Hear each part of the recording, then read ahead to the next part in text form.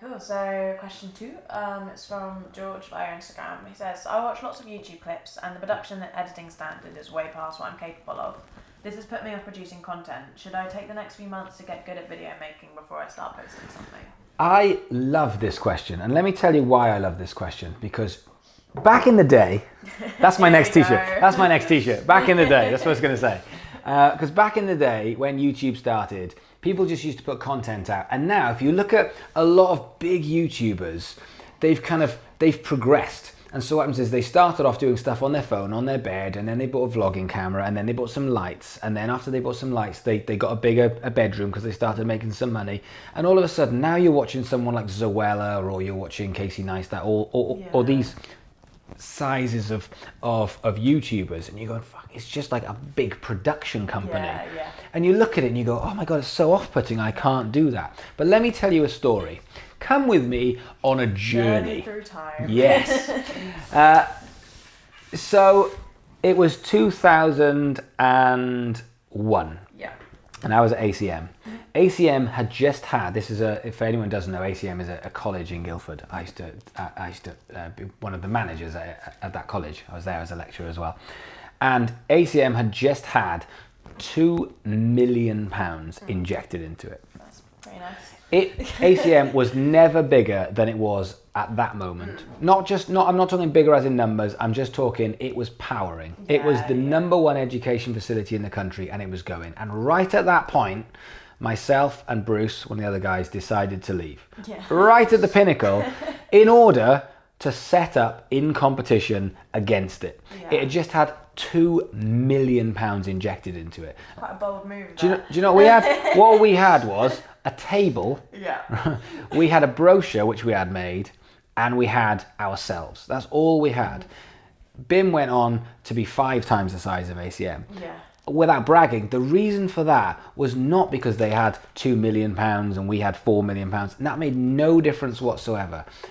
ACM got bigger and bigger and bigger, and what happened was there was an opening. There was a moment in time where you just went, like, you know, Muse have got to play Wembley Stadium. Great, so who's fulfilling that where Muse were 5 years ago? ACM got to that big, fancy, polished stage, and lots of other people kind of went, that's not what I want. I want more rock and roll. And we went, boom, we'll come right underneath. Yeah. BIM's got bigger and bigger and bigger. Someone could come right in and do that again. Right underneath and go, yeah, BIM have now got 6,000 students. Well, we can do something with 100 students and do it much more rock and roll and much more one-to-one. That's the way the world in business works. And it's the same thing with bands, and it's the same thing with business, and it's the same thing with YouTubers. So if you go and watch, I'm using Zoella as an example because I was talking to her yesterday with Siobhan, who's helped me with the book. If you look at Zoella as a product, she's got to the point now where she's got, I don't know, 15 million YouTube subscribers, and you know, she's got a lot of money to input into what she does. But there's lots of people that go, oh, I'm bored of that now, I don't want that. It's all too polished, it's not what I want. So where is the Zoella of 5 years ago? That, George, is where you come in. Because instead of actually going, I can't compete with Zoella. No, you absolutely can't. You cannot do that. Just the same as if you're at music college and you see some of the bands that we have next door, which might have £10,000 put into them in order to get out and doing gigging, you're like, I can't compete. No, you can't. But don't try and compete with them on a production level. Compete with them on a real level. Compete with them on doing something that people say, that's what I want. I didn't want that thing over there. That's not what I want. This is what I want. And that's your niche, it's your USP, but it's also how real something is. Because when these big YouTubers get to a certain stage, including the bands, all of a sudden, it's all very PR'd and very polished. And there's something amazing about a phone and your feelings. Yeah. And lighting, I mean, if you look at lighting, I mean, right now you can't see, but what we're shooting with here is 2 30-quid lights. That literally is what we've got. We've got a camera, 2 30-quid lights. But a lot of the time, if you see the videos I do in my car, it's the sun. Yeah. I just make sure that I park in a place where I go, yeah, the sun's coming here, so I've got a bit of light on me. I mean, it's natural lighting. I'm just trying to be a bit clever and a bit savvy with the production side to it. But an iPhone nowadays, I mean, the iPhone's just come out this week, which is, I think is amazing. I've seen my Facebook is full of hate for for Apple and the new iPhone. And I'm like, This is magical. So futuristic. It's amazing. I'm just a big fan of evolution, and this is part of it. But the iPhone or Samsung or whatever, doesn't matter what phone. You can go and get a 20 quid phone, and the camera on it is pretty spectacular. Yeah. So you can shoot this stuff with the sun, or with one picture, or just a light, a good light if you're sat in the right place. But what is key isn't the lighting, it isn't the production, and this is where people fall down. It's what you are saying, it's what you are doing, and it's what is going to touch the emotions, which if you look at the big YouTubers that you are talking about, whether it's YouTubers or bands, they didn't start there. They started right at the beginning with no money, just the same as where you are.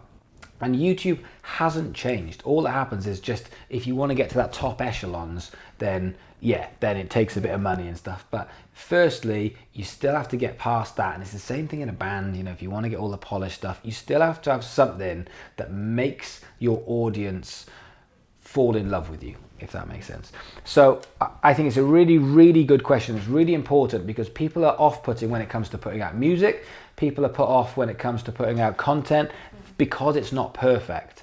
And the reason why they feel it's not perfect is because they're comparing it to people who've been doing this for 10 years as opposed to where those people were after 3 months. And that is what you've got to look at. And I guarantee if you just produce content and I know it's nowhere near as good as these guys, but it will be one day. In a year's time, as I do, I look back at some of my content and I'm like,